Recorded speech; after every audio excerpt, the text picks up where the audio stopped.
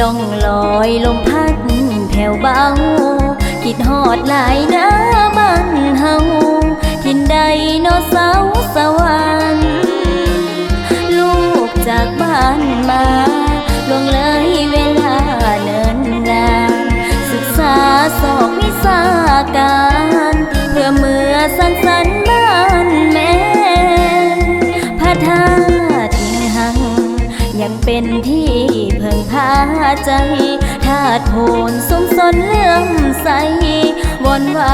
ให้ไปดูแลภาษาหินนั้น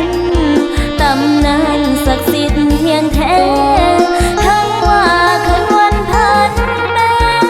แต่ลูกผู้พันศรัทธาไกลไกลก็สร้างฟ้าสั่งให้ใจสมาน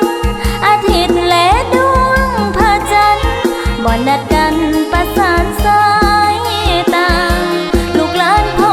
กระดวดมันเข้มงวดกวดขันสัญญาให้บอ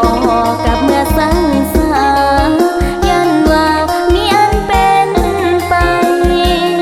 ด้วยฮักด้วยห่วงจึงถามทวงสัญญาเก่าหลัง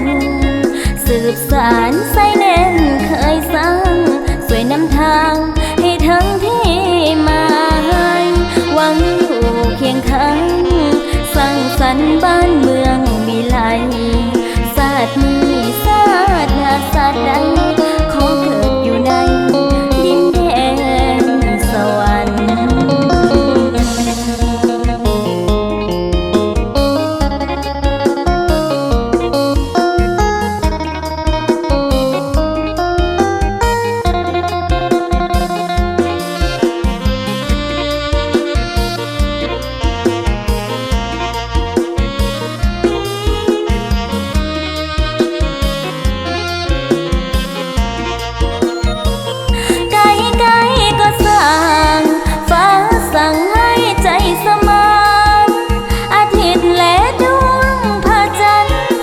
นัดกันประสานสา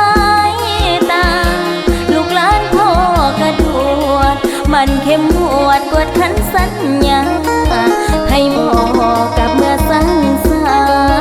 ยันว่ามีอันเป็นไป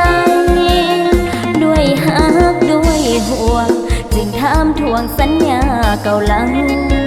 สืบสารใส่แน่นเคยสร้างสวยนำทางให้ทั้งที่มาหวังอยู่เคียงข้าง